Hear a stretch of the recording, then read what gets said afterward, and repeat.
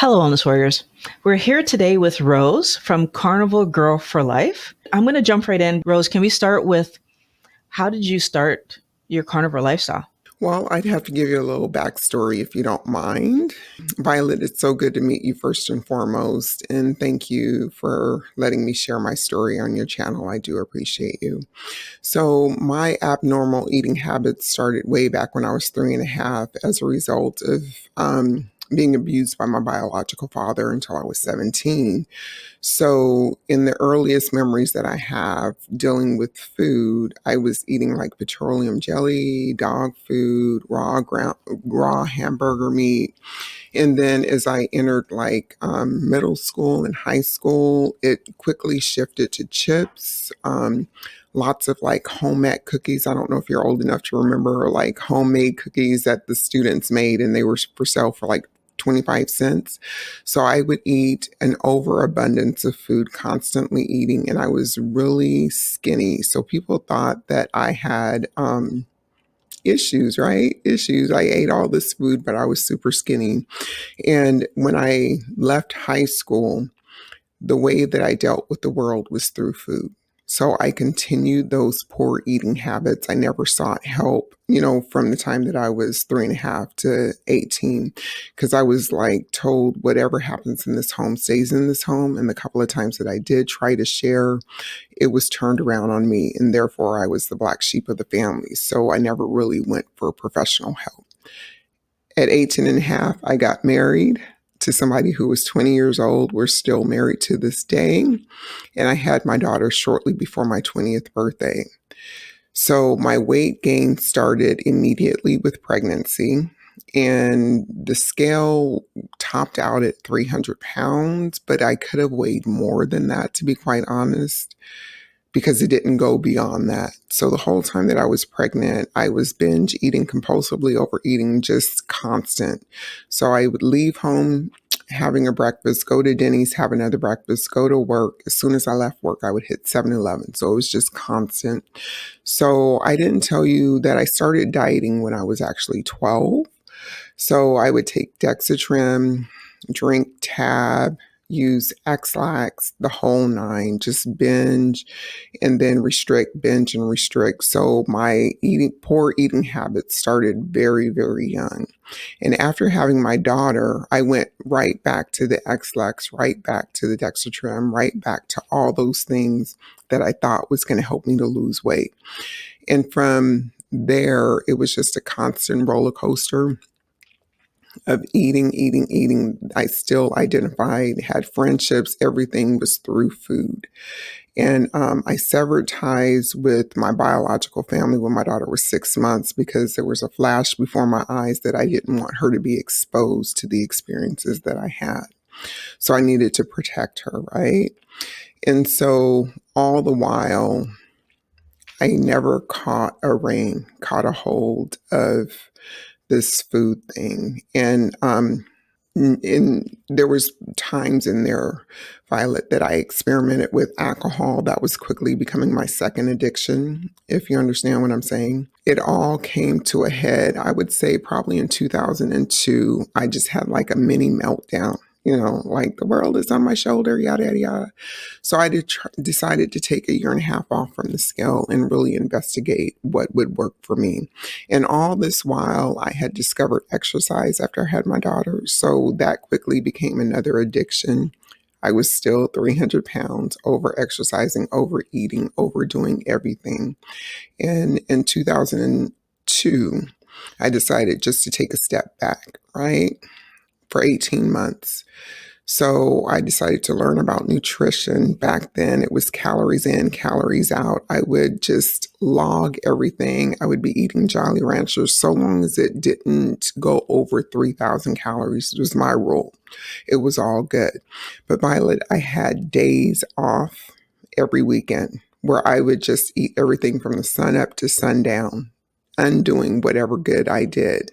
But in that 1.5 years, I lost 100 pounds, quite honestly. So September 1st, 2003, I had lost 100 pounds, but I did it all wrong. So I spent the next several years obsessively counting calories, binging, continual binging. And it really didn't catch up to me until about 2014, 2015, when I started going through perimenopause. So this vicious cycle was going. Nobody ever told me that my addiction to food was an actual addiction, and addiction to processed food was an actual addiction, and that all of these things mixed and mingled, and that I could have 10 different, I could have one, how do you say, one addiction, but it plays out in so many ways, right? So I didn't understand that. So in 2018, I just had hit my wits end, had hit rock bottom, and I had suicidal tendencies when I was a young person, and I had fleeting glimpses of those throughout my adulthood. And in 2018, I had hit my rock bottom, and my grandchildren, I have fraternal granddaughters. I would say that they were just probably a year old, if that. So I was really questioning the quality of my life. And was it really worth me continuing in my career? And what was this really all for? Because nobody needs me. Now, I had a lot of mental health issues that were not diagnosed. I'm just going to be candid with that. I don't go to mental health providers. I don't go to doctors except for the usual checkup or if there's something wrong and stuff like that. But instinctively, intuitively, I knew that this was it. I needed to make a last attempt to do something because my weight had piled on to 238.8. And that might not sound like a lot, but I am very, I care about my looks. I care about my body. So the aesthetics more than the health, to be quite honest, back then. And I just couldn't get a wrap. Why was I mentally bogged down? I'm very smart at work. I'm very good in my career. Maybe so-so in my relationships, but so-so was okay with me. And I heard a distinct voice, which was God. I don't know if you believe in a higher power, but I'm just going to make the assumption. God told me that if I spent the next 7 years trying to get to my 30-year retirement, that I would end up being in a depression and I would not be restored to my normal state. So, Violet, with that, I started acting. I had been introduced to the ketogenic way of life through supplements. My daughter was selling Prove It supplements, ketones and stuff. And I was like, oh, this might be my last ride. I can have all the food I want to eat and still drink this magic potion, which I should have known better, but I still bought into the concept that it's supposed to be easy. Drink this beverage, pay all these thousands of dollars, and you'll get your magical body. So I started researching the ketogenic diet and intermittent fasting, but it still took me 6 months of drinking those supplements before I actually acted on the information that I had acquired.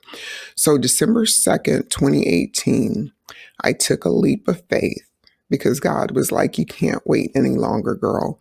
And I started making an exit plan for my career.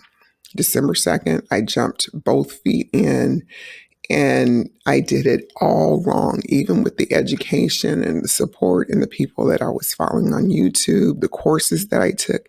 I did it all wrong, but I would not give up because that's the warrior in me, right? That's the athlete in me. I would not give up. So by January, I quickly figured out that eating 2 or 3 meals a day was not going to work for me. It wasn't going to work for me because I'm a volume eater. So I quickly went to OMAD. And I was still training very heavily during this time for half marathons and marathons. So I had a lot to work out as far as the fuel and the timing. And if I could do longer workouts fasted. And by February, I had figured out the OMAD piece and the training strategy.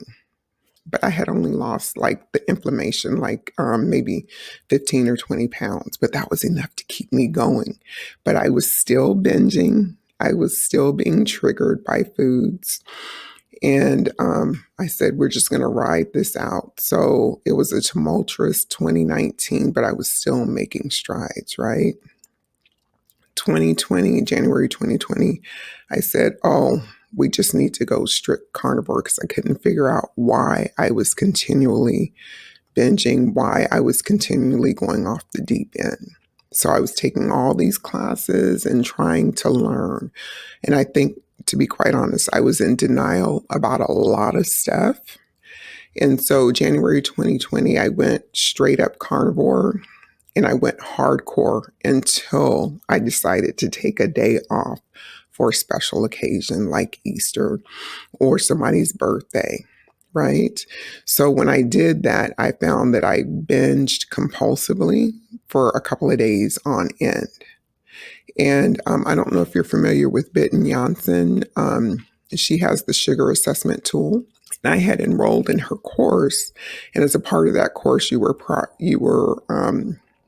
had to take the assessment. You had to have the assessment that you would be using on your future clients. And when that assessment was done on me, Violet, it takes you all the way back to birth forward, so you could see when these behaviors and when these addictions started. And I was really shocked. I was appalled. I was like, no, that's somebody else. Because I worked in a correction system, so I knew what people who were addicted to items looked like, what their behaviors were. And that wasn't me, right? So I was in total denial. And even though I completed that course, I was still kind of like shell shocked. But I got to tell you this. August 20th, 2020 was my last organized binge where I planned food and said, oh, this is on. What was it? We had a photo shoot scheduled. Me and a friend went to a beach for the weekend. And then later that week, I had a photo shoot. And then my birthday was September the 1st. So in my mind, I was like, my next off day is going to be on my birthday. And I told my girlfriend, oh, if we go to a Mexican restaurant, I'll just eat the meat, the cheese. No, I had meat, cheese, beans, salsa, chips, everything. So it was a ish show. And it took a while for me to rein it in because even on the trip back, we drove. So even on the trip back, I had her stop so I could get some more drug-like foods, you know. And then a couple of days later was the photo shoot. So all that day, I had went and got cake. I went and got the actual food that I wanted for my birthday. Just got all this stuff. And after the photos were taken, I still went and got Mexican food. Just did all these things. Came home like nothing happened. Then I was supposed to go meet another friend. After I met that friend, I had another binge. And I just said, you know what? You know what? I surrender. I finally got it. I finally got it that there are foods that I can no longer have in the smallest amount because it's a roller coaster. It's a roller coaster. So carnivore, I went back strict carnivore for the rest of 2020. And then this is the kicker. In 2021, am I getting my years mixed up? I think I'm getting my years mixed up. But anyway, so in 2021, I tried to reintroduce foods and go back to a more formalized keto diet just so I could have a little bit more of a variety in there. It didn't work. It started with blueberries. It started with cashews, things that you would think are safe foods. They were not safe for me. So after I weeded that out and I had a bout with Quest bars because I tried eating 4 Quest bars at one time. I had never experienced, how do you say, vertigo? And I had vertigo. I had never experienced it. But after I had those 4, I was like, oh no, I couldn't drive the rest of the day or the next morning. It took me about 24 hours before I could get in the car and drive to Costco, taking the streets instead of the freeway. And I probably shouldn't have been driving, to be quite candid. So I've learned my lessons 10 times over and then some. But I'm straight up carnivore right now. It's carnivore for the long haul for me. Yeah. One thing that I will say is that you're you're giving the example that most people don't get to see, where you can see where you are addicted, but yet the compulsion the urge is obvious to you, because even in your telling of the story, it's, well, I'm making an assumption here, but you can correct me if I'm wrong. There's a lot of this that people don't know. So you're living your life and you're eating these things, but there's a lot of it that people just are not aware that you had breakfast and then stopped at the restaurant before you went to work, and then you're going to stop at the restaurant after work and then go home and have supper. And so even your spouse is like not aware that you're doing this behavior, correct? Exactly. And actually, there was a couple of times that my husband actually called me out. I remember my daughter was maybe like 2 or 3. We were at the mall, and Orange Julius used to be my jam. I don't know if you know what that is. It's just, yeah, so Orange Julius. So I would get this huge Orange Julius and then go to McDonald's for a vanilla ice cream cone. I had both of them at the same time, walking through the mall, and my daughter's running around, and I am really large and in charge, if you know what I mean. And he said, "Why do you have both of those? Why do you have both of those?" It went over my head and I just continued. So he was probably aware to a minor degree, but it's wild because I never had friends that I did anything with other than eat out. If they wouldn't go eat out with me, I didn't want to deal with them. I didn't want to be friends. Okay, so what you're saying then is some of your friends knew how you ate. Not as far as the compulsiveness, but my socializing was dining out with friends. It wasn't necessarily like, let's go skiing. The other thing that you're helping us to see is that food and addiction can be a thing. Now, the question for me is, because you started off eating things that were not typically sought after, because you said Vaseline, raw meat, and dog food. So the question there is that because I don't have access to typical food? Yeah. So it was because of the trauma, and that was what I could access at that time for whatever house I was in. Again, this helps us to see how these patterns get started, because I'm self soothing with food. And it just continues my entire life until very, very recently, where you start making the links that, oh, this is how I'm taking care of myself, but then it's causing this other problem. So at 12 years old, you start dieting, unbeknownst to my parents. Well, I can say that my stepmother and my biological father raised me probably for 15, maybe 14 of my 18 years, right? They really didn't care. I'm going to be candid with you. They really didn't care. And the fact that I was more of a problem to them, you know, the only asset that I was to them was the emotional, physical, and sexual. I was abused by my father, and my stepmother was complicit in it because she did nothing to remove me from the situation, right? So they didn't care. They didn't care. So even when the counselor came to talk to them, they didn't care, right? So it just continued. The counselor from school that I tried to tell, but got no help. And actually, I told 2 of my aunts, and they just couldn't believe it, right? They just couldn't believe it, but they didn't care. And actually, one of the aunts, her daughters were abused by her husband, the natural father. So it's not as though this incest or child molestation isn't known, right? And so with that being said, they didn't care.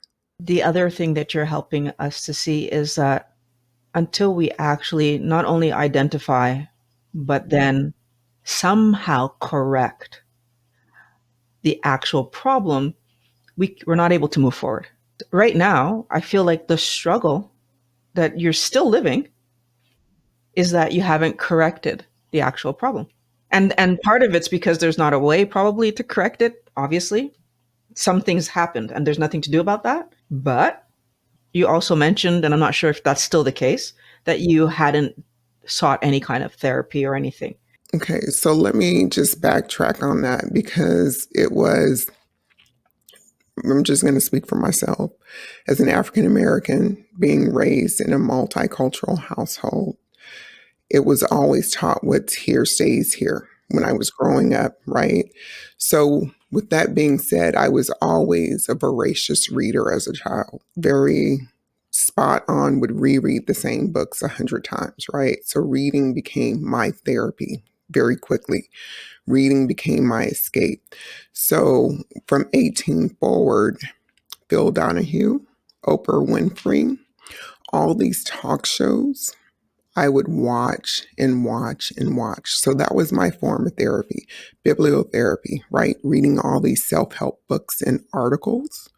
So I helped myself in that capacity through learning and understanding and other people's stories in books. So that was a form of therapy for me.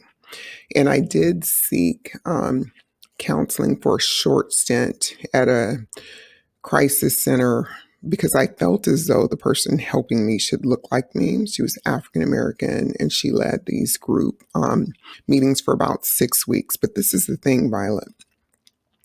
Even though she looked like me and we probably understood each other more than she shared, I would show up to these meetings late. I would show up with king size Snickers. I would show up with Kentucky Fried Chicken. And what would have helped me then that I realize now, if she would have said, you can't enter the room. You can't enter the room with these items, right? And I always thought during those meetings that everybody else's story in the room was more important than mine. But the food helped me to get in the meeting and to stay in the meeting for the duration. Without it, I personally don't think I could have tolerated, getting the help for that short amount of time, if that makes sense. Yeah, it sounds to me like you also use food as a distraction. Yeah. Yeah. So It was medication, girl. yeah. Yeah. So it's self-soothing, it's a distraction, probably at some points it's a friend, probably at some point. So every time I'm not able to manage, that's what I'm looking at. Yes. What's interesting, so you found keto first because your daughter was selling supplements? Okay. Exogenous ketones. So she's selling them because obviously she understands something about keto. That's why Yeah. she's selling this. Okay. Yeah. So she introduces mom to this idea. And, I've got to support my baby. Okay. Yeah. By that point, you're 238.8. 8.8. You do a little bit of research, understand keto a bit, but then continue to eat the poorer foods with Yes. along with the ketones, Yeah. which of course is going to lead to weight gain. So Mm-hmm. you're doing this and realizing my weight's going in the wrong direction? Well, it kind of hung out there at 238.8. So this is what I want to say back from, I was on the Today Show twice, right? The Joy Bauer part where she, had people on to share their story and the 100-pound club or more. So I was on there twice. And this is the thing they actually showed in the first one, the first interview, all the food that I stated that I ate it. They showed 365 days worth of king size Snickers bar that I kept in my diet for the 3,000 calories that I was eating. They showed everything that I used to eat on a big old table. And I was like, wow. And they brought out wagons of the candy bars for a year's worth. What they didn't catch or what they didn't care to articulate and educate on is that you can't eat, all these carbs, all this sugar, and maintain a healthy weight. They didn't ask me, were you binging? Were you doing things to kind of offset? Are you over exercising? They never asked any of those questions. And had they have, that might have been an opportunity for me to learn and their audience to learn. You lost 100 pounds. How old were you at that time? Or what year was that? What year was that? Girl, so probably like 2002 to 2003. So I took that 18-month hiatus from the scale. So I went down from 300 to 1 to 200 because I weighed on my birthday, September 1st, 2003. I was at 200, but through a little bit more restriction and over exercising, I finally topped or leveled out at 190. So I'm over exercising. Am I Pardon? am I Throwing am I up? throwing up? Yes. No. Oh, girl, I've never been a person that, no, no. Okay, but I'm using the X-Lax though. Those were more slowed down at that point because I figured out the calories in, calories out, even though it's not a plausible, thing. So that's what I was using for my equation to keep things balanced. So what's interesting about what you're saying now, I think one of the hard things for people to understand, how can someone who looks like they're at a healthy weight be unhealthy? And the interesting thing that you're pointing out is that if all I'm actually eating is, well, not all, I mean, you're still having supper with your spouse. So if I'm mostly eating junk food, even if I'm keeping my calories in and 3,000 is still high. It's not high. I'm 6 feet tall, and Oh, my you're my 6 feet tall. my natural weight from high school is 180. So I'm below that now. Even through all the chaos, that's my natural weight. 6 feet tall, 3,000 Hmm. calories, which for the Hmm. typical woman, that's a lot, but for you, okay. Yeah. And I'm looking like I'm at a good weight, but do I have energy? Can I think straight? How do I feel? Hmm. Like, so if I'm looking back on my history today versus back then. I used a lot of Starbucks. I used a lot of coffee. I'm going to tell you straight up. And my eating was probably 50% junk back then and processed food, and 50% kind of cooked food and vegetables and fruit. So it was a kind of a balance, so long as I could count the calories and measure stuff out, right? So back then, it was a ish show. And today, it's a more refined ish show. I'm happy. I'm settled. My brain health is very good. There was a fog. It's like a weight has been lifted, a veil. I can see clearly now. Things that used to trigger me, bother me, I just walk away, right? And so what I didn't tell you is that I exited my career in April of 2019, Violet, and I cashed in my retirement so that I could take a couple of years off to focus on me and my wellness and to get my life together, right? And I don't want anybody else to have to go through something like that, whether they're facing, the crisis now or later, and they have to cash out what they have in order to reclaim their mental health and their sanity. So that's my testimony. I just want people to kind of slow down and really think about what they're doing and what they're eating, because it has an impact. So you mentioned that you got that word in your head that said, God telling you, you need to change this right now. And it still took you another year, it sounded like. You didn't do it immediately. I started making preparations, but I didn't really like move with lightning. So we paid off our house in October because I kept talking to my husband. I said, I don't want to have a mortgage payment. So we paid off the house in October. And then what I did was I started putting cash reserves to the side. But I have a shopping addiction too, right? So I had to put my own personal monies to the side for my personal travel and shopping and all that stuff. And then when it was time to cash in, I had to be budgeted, so to speak, before I returned back to the work field. So it was April. It took what, 6 months, 7 months, 8 months, but I finally did it. What's interesting to me is that there's a lot of changes that you made, but they were hit a wall, make a change. Hit a wall, make a change. And it speaks to this idea that sometimes we need a very obvious either pain point or challenge for us to do something. So my pain point was 2018, just bottomed out. I was a long distance runner. I identified everything through activity, through socialization in that capacity. And I couldn't run as well as I could. I was going through perimenopause, menopause, the whole nine. I actually thought I was going insane, right? I could function to get up out of bed, get my coffee, go to work, walk the dog, do all of these things and do my workout. But inside, I was very depressed. So I've experienced depression continually throughout my life. But this had hit an all time low, right? And I didn't necessarily want to raise my hand and ask for help, right? I really didn't. And I'm just so used to helping myself that asking for help when I should be able to help myself, which sounds very illogical, right? But I didn't see it at that time. I said, I can get out of this. I can work my way through this, when I actually probably should have had professional help. And my thing is I want people to get the help that they need. And even if we were raised with it's a myth that Black people don't go to therapists, Black people don't go to counselors or pastors and stuff, sometimes you need someone to see your life and what you're doing very neutrally so they can just tell you what's going on without all of the mind drama that you have or your family members have for you. Because people, friends, and family, they don't want to hurt your feelings. They don't want to hurt your feelings.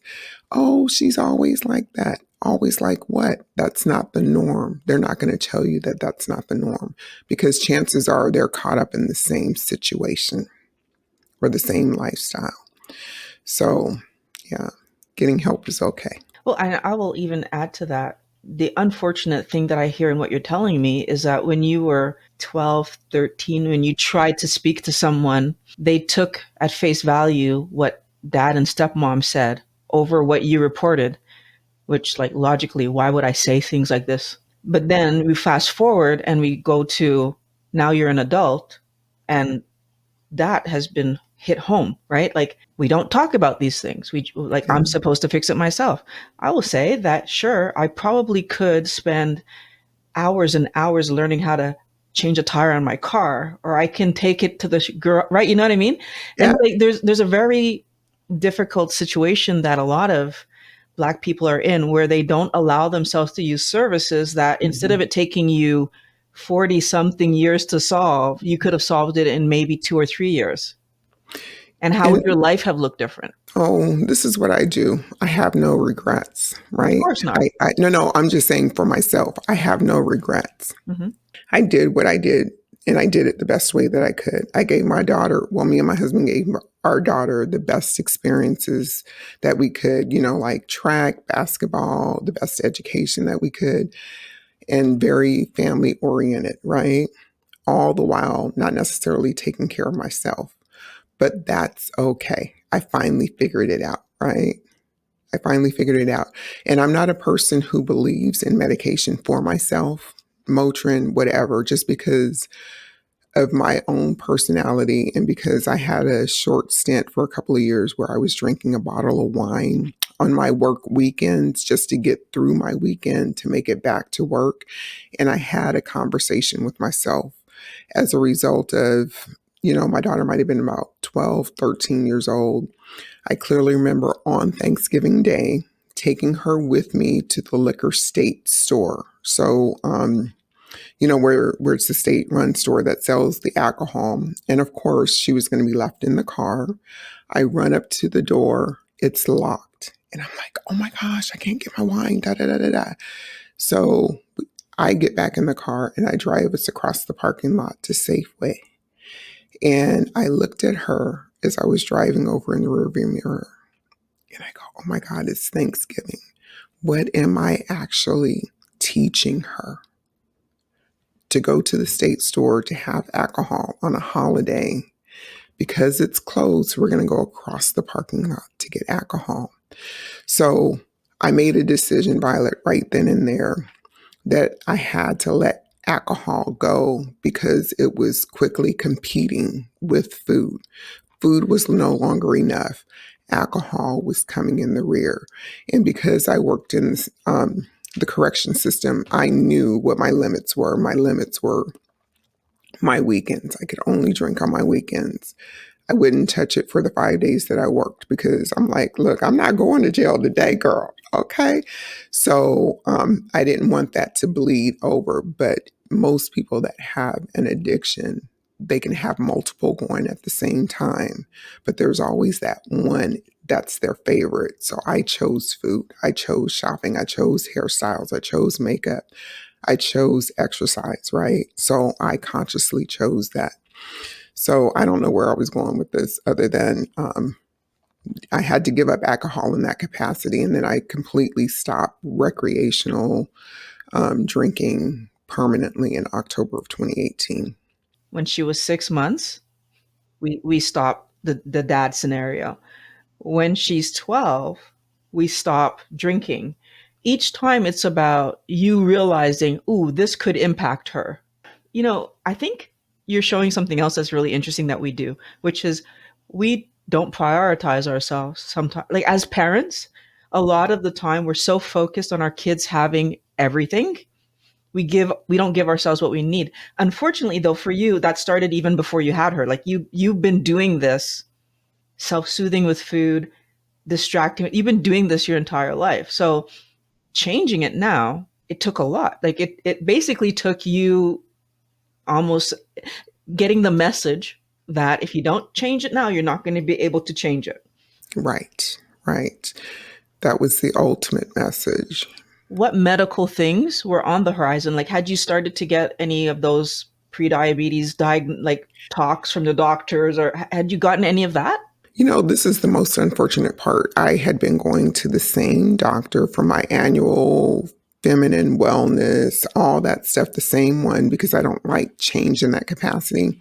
Every time I'd go see her, we'd hug, how you doing, da da da da da, and all that good stuff. Never once did she ask me what I was eating. Never once did she counsel me on my weight gains, losses over the years. It was just general conversation, how are you doing, this, that, and the other, as well as doing the lab test. And so I'm not sure about the high blood pressure. I suspect that I was pre-diabetic or diabetic.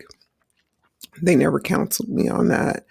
And I was swollen, constantly swollen all the time. Does that make sense? Constantly swollen, headachy, backachy. Just my mood swings, to be quite honest, were like a roller coaster. But what it turned out to be, now that I look back, I was very angry, right?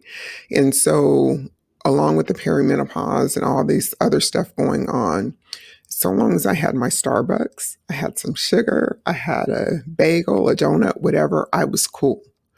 But I also knew how to regulate myself when I was in the work environment to remain proper, right? And then when I needed to go there or go off, it was supported because the circumstances warranted, right? If that makes sense.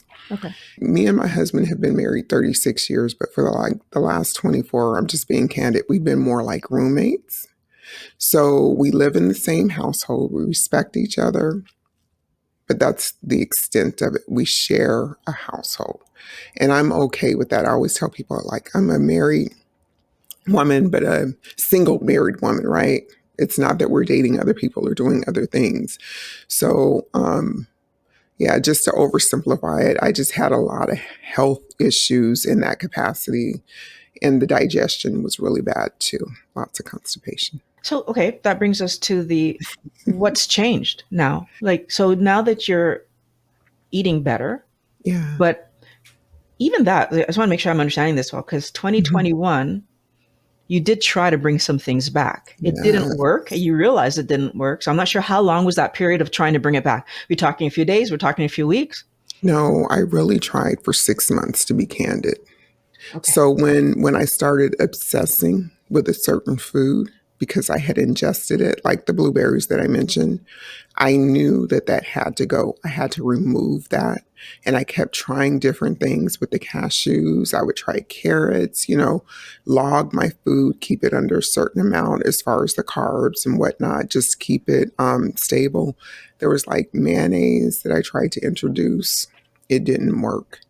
There's just certain things that I know now that I can't have.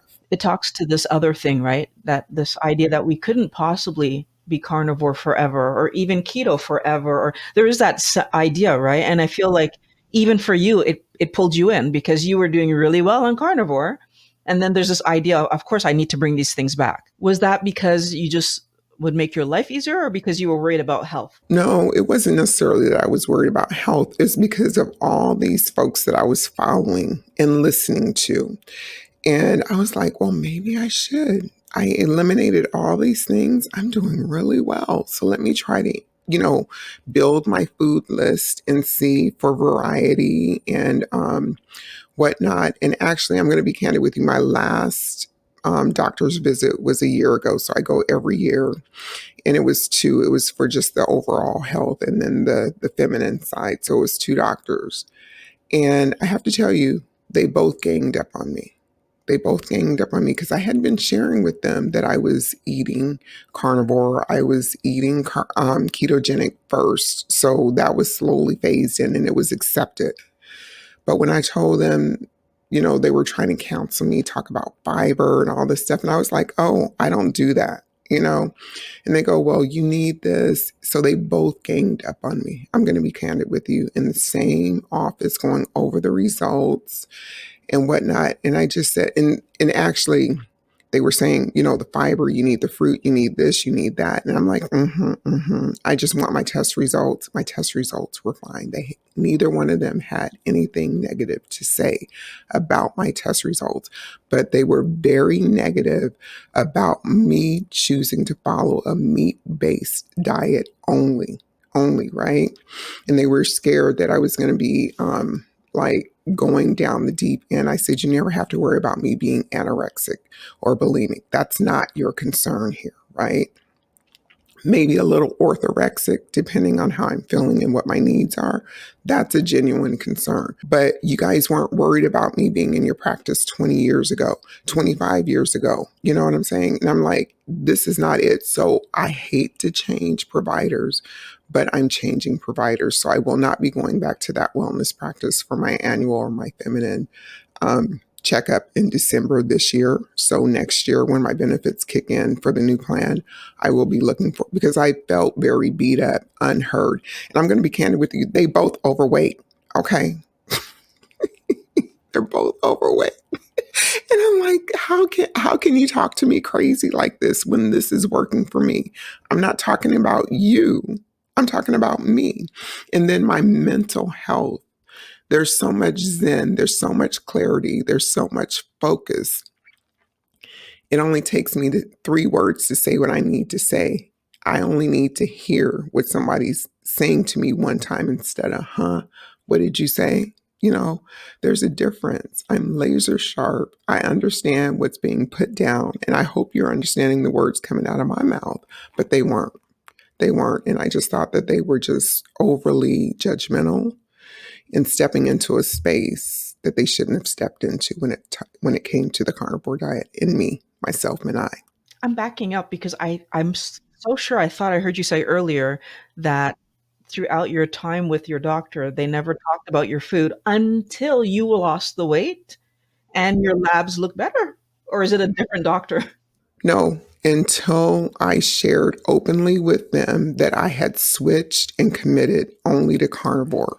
Because there was a part, they do their little template, their questions, what are you eating nowadays? Yada, yada, yada. So it was acceptable for that questionnaire in previous years when I was switching from when I was doing the standard American diet and when I was doing the ketogenic diet, because there were some vegetables in there that I was honestly consuming and some fruits, right? But now when I declare to them I'm carnivore meat based only, that's when they fell off their freaking rocker. And my lab tests have been stellar.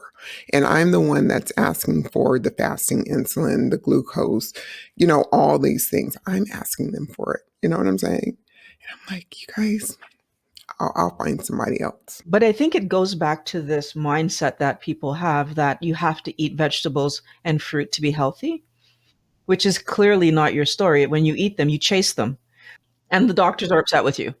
Yes.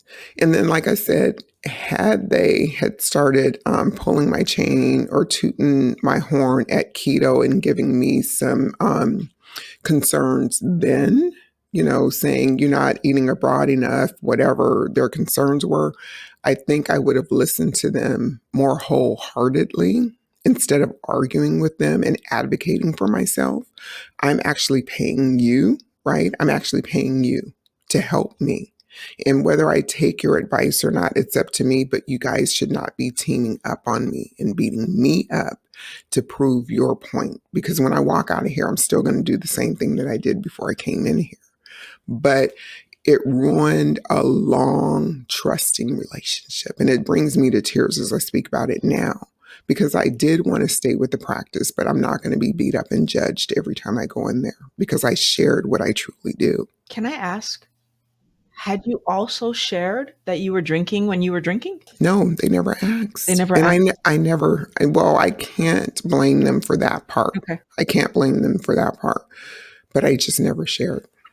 So I can I share one really quick thing with you?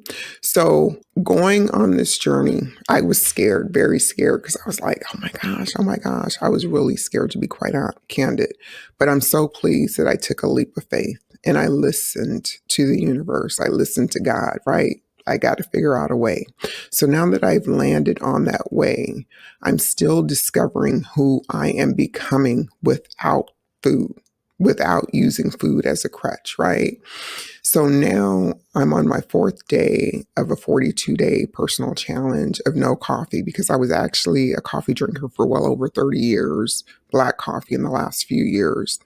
But it was almost to the point of being pathological. And when I say that, I drink a gallon and a half of water with no problem. But coffee is like, okay, first thing in the morning. Okay, I'm cold.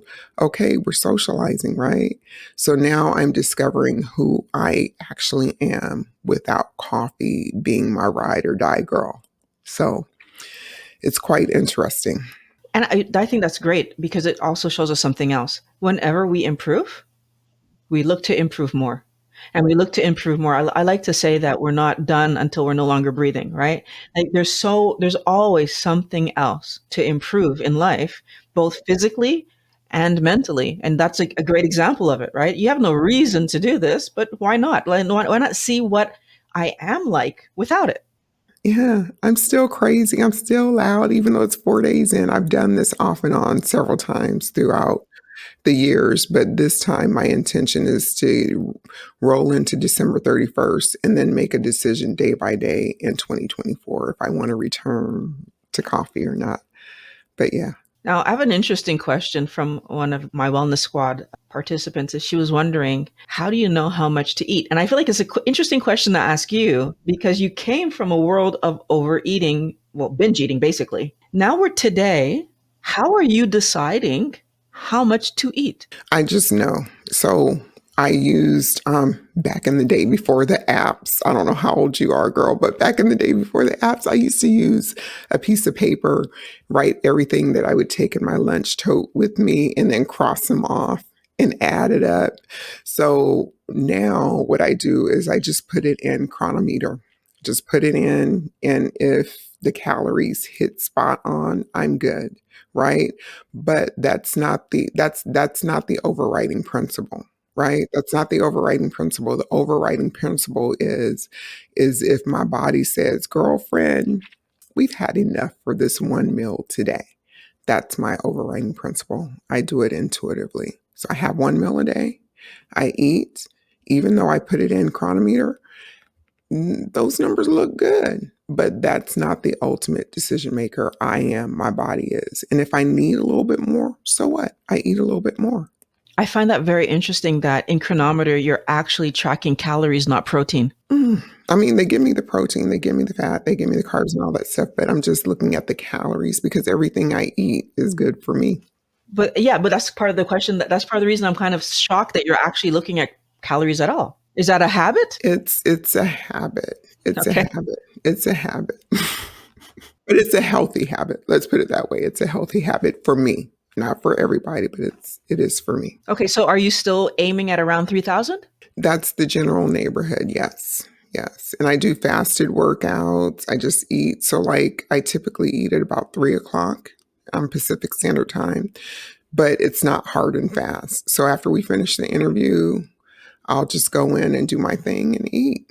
I know for myself, like when I'm eating just meat, I can eat like a pound. Like for you, like what is it about? Girl, I'm more like 2.5 pounds and Oh, 6 eggs, 6 to 8 eggs. So, in the we're same meal. girl, one meal a day, that's what it is in the same meal for me. Yeah, so I eat eggs every day, but the meat might change a little bit. I like ground beef patties, the patties that are already made from Kirkland, from Costco, ground beef. Sometimes I'll do ground turkey, but I'm very finicky. It has to be from Trader Joe's, their brand. So I eat pretty much the same things. Chuck roast, all that good stuff. Yeah. Okay, it's interesting that you mentioned eating eggs every day. I plan to do a bit of a challenge for myself to try to eat eggs every day. I want to see like what health benefits I might notice. So that's a little sneak peek coming up for me. But yeah, like I think it's interesting because the other question Elizabeth had is whether or not you take supplements. No. I tried that. I tried magnesium. The only one that I take is electrolytes because I work out at Hot Works and I sweat a lot. So it's really like you're working out in a sauna, literally, right? So that's the only time that I take them is when I am at Hot Works. But if I get like a little like, oh, I'll just put some Redmond's red real salt on my tongue. So I have a couple of shakers at school and in my car if I just need a little pick me up. But those are the only electrolytes. LMNT, raw. And I might as well ask her last question, which is, do you eat nose to tail? Oh no, oh no, No. Okay. So no organ meats. no ma'am, no ma'am. Is there a reason? Just don't like them, or Not my jam, not my jam. Yeah. you mentioned constipation before, your gut biome, your microbiome. Like, what changes have you noticed in your digestive tract since going meat only? So I'm more regular, if you want to say it that way. I'm more regular. I remember a couple of years ago that I was so constipated because I was trying that, to reintroduce fiber through vegetables and fruit and stuff. During that period, I got really, really constipated. So constipated where I spent like an hour trying to do my thing. And then after, it was like I was gasping. Yeah. Yeah, because it was that hard. And I was like, no, but now I have no problem. And if I do get a little like things aren't happening, I just add a little bit more fat. So like the rendered fat from the hamburgers that drain, I'll cook my eggs in that, just add it that way. I love that because I'm constantly telling people that talk to me about this is that what's the number one thing that every person has ever experienced is you have a fatty meal and you're running to the bathroom. So it's so crazy to me that we think that we need fiber for this. Okay, I really do feel like I could keep talking to you all night long. Yes. But Yeah. can you let me know where can people find you? Where do you want to point people to?